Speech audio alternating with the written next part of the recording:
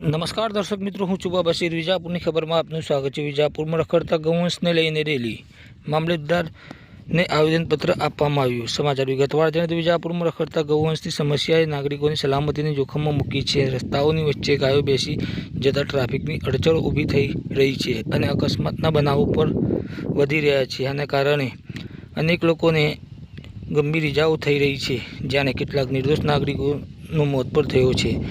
આ મુદ્દે ગૌ સેવા સમિતિ વિજાપુર દ્વારા આજે રેલી યોજી મામલતદાર કચેરી ખાતે પહોંચી હતી. જે રેલીમાં મોટી સંખ્યામાં વિજાપુરના નાગરિકો તથા ભાગ લીધો હતો.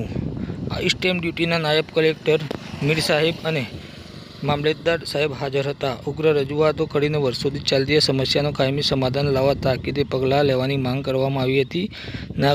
નાગરિકોએ ગૌવંશ માટે એનિમલ હોસ્પિટલ અને ગૌશાળા બનાવવાની વિનંતી કરી હતી.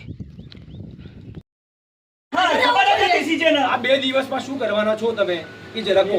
અને ક્યાં મીટિંગ કરે છે એ કહો. હવે હિંસક આંદોલન થશે, ભલે મારા ગોળી ખાવી પડે, મરી જાય. એક મિનિટ સાહેબ માર ખાધેલો સાહેબે બહુ સરસ વાત કરી. તમે જે આયોજન આપ્યું એકદમ એક્સેપ્ટેબલ છે, બરાબર, અમે સ્વીકારીએ. એક પ્રશ્ન આ થઈ ગયું કાલે જે થયું, આજથી હવે સુધારો લાવો. આજથી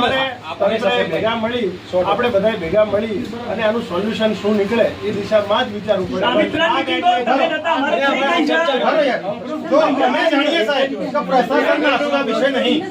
સરકારી નિયમ કેમ પાછો લીધો? બનાવેલો નિયમ એટલે સરકારના માટે કઠિન અને પ્રશાસન માટે કઠિન. પણ શરૂઆત તો કોઈ જગ્યાએ થવી જોઈએ નહીં. આજે આપણે કમ્પ્લેન્ટ કરી વાત છે સાહેબ. અત્યારે પેલો કોન્ટ્રાક્ટર પકડવા આવે છે, એમની જોડે પણ નહીં.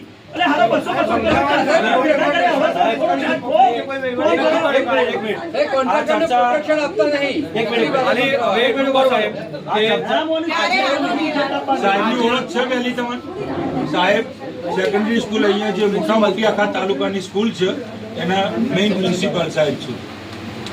મારા છોકરાઓ 90% છોકરાઓ આ રસ્તામાં હોય છે. ટ્રાફિકની સમસ્યા છે, ગાયનો પ્રશ્ન તમે કહેતા હો તો વિડીયો મોકલી આપું તમને, બરાબર, કે કેવા પ્રશ્નો છે.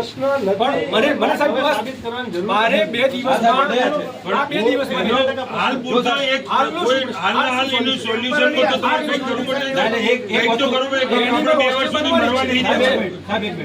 હવે જે તમે વાત કરી એ બરાબર છે, ટૂંકો અને લાંબા ગાળાની 2 વ્યવસ્થા આપણે વિચારી.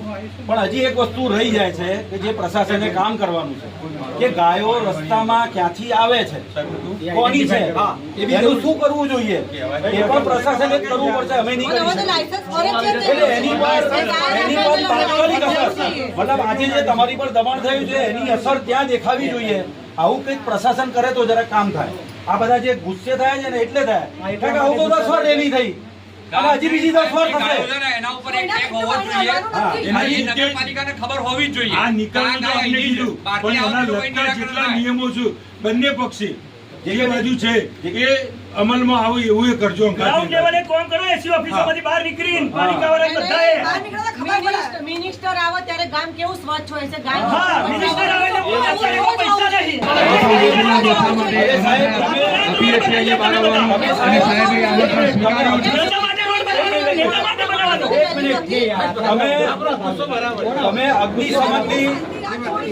તમે અગ્નિશમનની સરકારી ઓફિસ બનાવી અહીંયા વિજાપુરમાં નગરપાલિકા એના દરવાજાનો ફોટો જોવા જેવો છે. દરવાજો ખોલી શકતા નહીં સાહેબ, ગાયના લીધે. બરાબર, એટલે આ બેન બેઠો આપણે પૂછો તમે. આપણે જે આવતીકાલે કરી શકીશું એ ભેગા થઈને કરીશું, પણ આજે શું કરી શકાય એ જરૂર.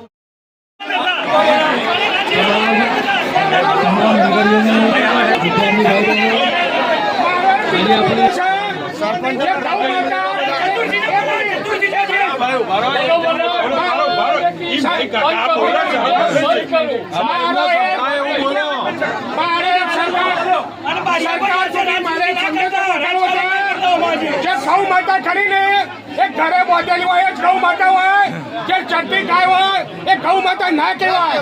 મારે સરકારની આટલી રજૂઆત કરવી છે. ગૌ માતાનો દરજ્જો આપવો હોય તો ઘેર બોધેલી હોય જ ગૌ માતાનો દરજ્જો હોય. જે રખડતી ગાય હોય એને દરજ્જો ગૌ માતાનો કેન્સલ કરે એ બધી માંગ છે. આવેદન પત્ર આપ્યું હતું. પ્રાંત અધિકારી સાહેબ હતા, સીધે ચાવડા સાહેબ હતા, મામલતદાર સાહેબ હતા, બધા સાહેબો અહીંયા હાજર હતા. પછી બીજું એક આવેદનપત્ર મેં આપ્યું હતું 10/7/2025.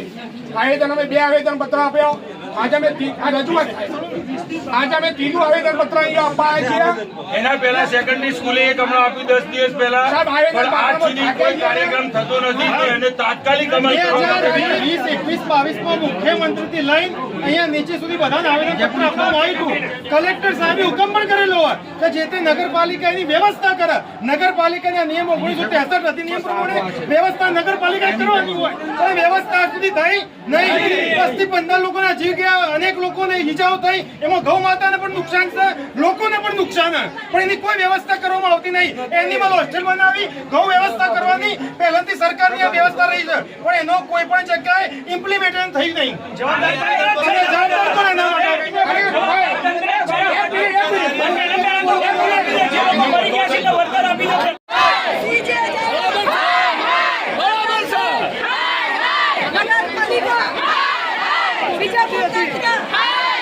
હાલત માટે સીજે વિજાપુરના ધારાસભ્ય જવાબદાર છે.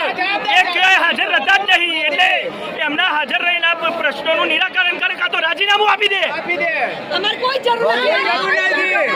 વિકાસની માંગ નહીં. વિજાપુર તાલુકાના તમે તારા આ વિડીયો પહોંચાડો, સીજે સુધી પહોંચાડો. વિજાપુર તાલુકાના લોકપ્રતિનિધિ તરીકે જે વ્યક્તિને ચૂંટણી છે આ જવાબદારી આ એ કામ કર્યું નથી, માટે આટલા બધા માણસોને એકઠા રહીને આ રજૂઆત કરવા આવવી પડી છે. ખરેખર એ લોકપ્રતિનિધિની જવાબદારી છે. આ કામ એને કરવાનું છે, એના માટે એને ચૂંટી લાયા છે, માટે એના સત્વરે કામ કરાવવું જોઈએ. આખું તંત્ર એમની નીચે છે, પબ્લિકને કોઈના તંત્રને કહેવાનું આવતું નથી. પબ્લિકને કોઈ વધાર કરવાનો કામ કરો. નાના બાળ શું પ્રોબ્લેમ? નુકસાન થઈને પાડી દીધા ભાગીને, એટલે ગાયો બહુ નુકસાન કરે છે. ગાયોની વસ્તુ પ્રભાત જોઈશે. શું માંગ કરી રહ્યા છો હવે? માંગ શું કરી રહ્યા છો માજી હવે તમે સરકાર સામે, તંત્ર સામે શું માંગણી કરી રહ્યા છો હવે? હવે ગાયો બંધ કરવાનું આ ગાય બધો નુકસાન કરે છે, એટલે પછી આપણે કરવું પડશે. કરવું પડશે, નહીં ચાલો. જેટલા માણસો મરી જાય છે, નુકસાન થાય છે, એટલે આ તો પગલું લેવું જ પડશે.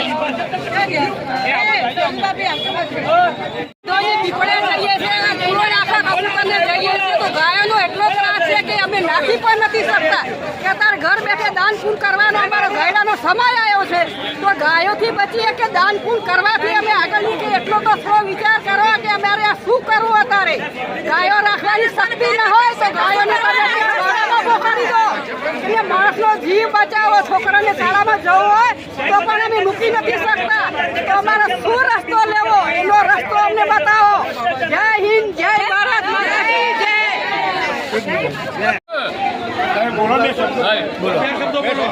ખેડૂતના હિતની વાતો છે. સરકારે જાગીને આ ગાયને તો ઠેકાણું પાડવું પડશે. આ કિસાન સંઘની વિનંતી નહીં પણ ચમત્કાર છે. જો સરકાર આ લક્ષ્ય નહીં લે તો આવતા સમયે સરકારની સામે આ કિસાન સંઘના ખેડૂતો છે. શું સમસ્યા લઈને આવ્યા ભગવાન છો? કી જય. સમસ્યા શું છે લઈને આવ્યા છો? સમસ્યા સૂકી ગાયો, ખેતીમાં ભજવાન, શું ખેડૂત શું કમાય, આ સ્થિતિ ઊભી થઈ છે. વિજાપુરના ગ્રામજનોએ જે અમને આવેદનપત્ર રજૂ કર્યું છે એના અનુસંધાને અમે નગરપાલિકાની સાથે રાખી અને વિજાપુરની જનતાને ટૂંકા સમયમાં નિરાકરણ આવે આ સમસ્યાનું એવો અમારો પ્રયત્ન રહેશે. અમે નગરપાલિકાને સાથે રાખી અને એનિમલ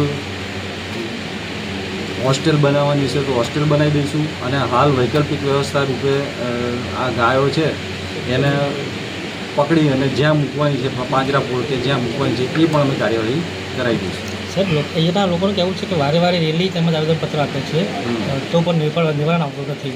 નહીં, હવે આવશે. એટલા માટે કે અગાઉ એમની રજૂઆતના અનુસંધાને જ નગરપાલિકાએ ઢોર પકડવા માટેની જે પોલિસી કે જે કોન્ટ્રાક્ટ આપ્યો હતો એ આપ્યો હતો.